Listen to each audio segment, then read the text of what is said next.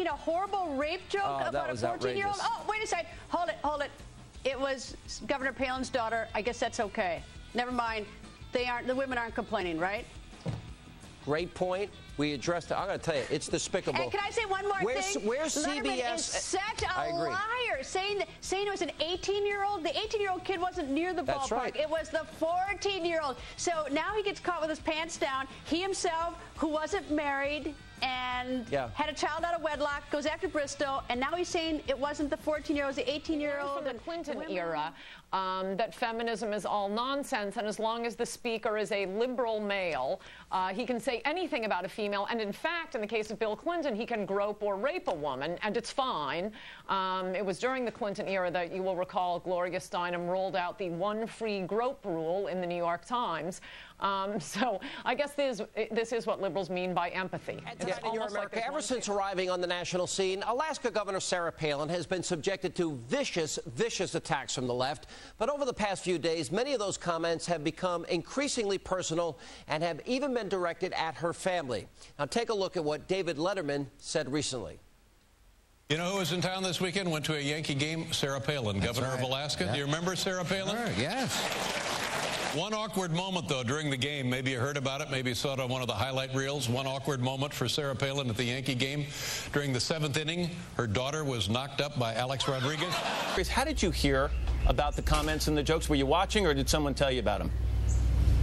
No, the next day I had an interview with John Ziegler on his new radio show, and he asked me about a comment that Letterman had made regarding my appearance as a slutty flight attendant. And my first thought was, hey, don't disparage flight attendants. They work hard. We love them. You know, Letterman's not here. Let me just say that he did not mention Willow by name, and he then went on to say he was not referring to your 14-year-old daughter. I do want to read this statement that you released. Go ahead.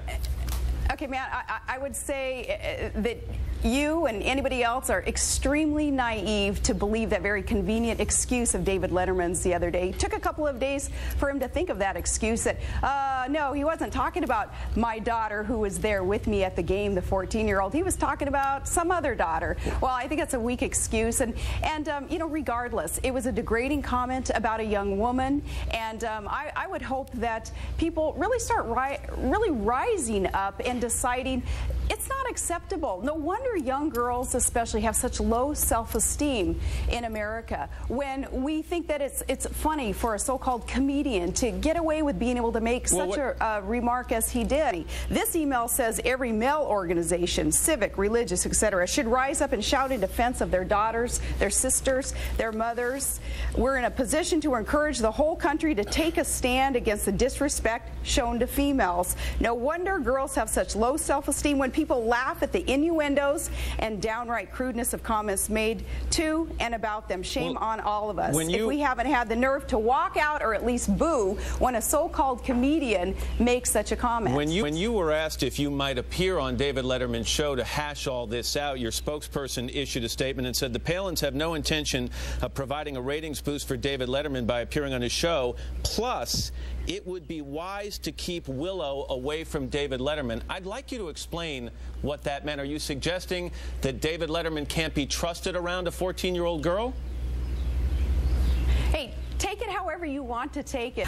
Willow, no doubt, would want to stay away from David Letterman after he made such a comment, and you can interpret that however you want to interpret it. But is that not perhaps in bad taste also, Governor? Here's the problem, Matt. The double standard that has been applied here. One, let's talk politically, the double standard. First, remember in the campaign, Barack Obama said, family's off limits. You don't talk about my family. And the candidate who must be obeyed, everybody adhered to that, and they did leave his family alone.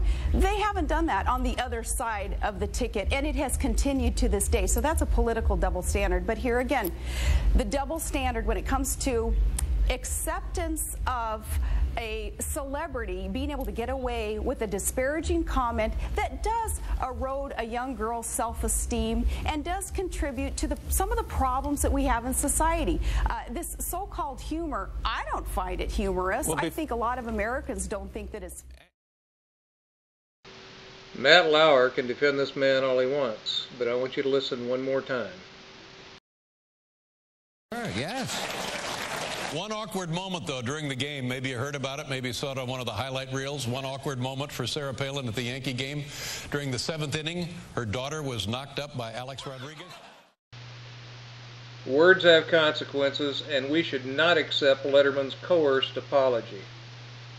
It's time we stopped hiding and started holding people like Letterman accountable for their actions. We can fight back by boycotting the sponsors of his program and notifying those sponsors that we are not hiding any longer.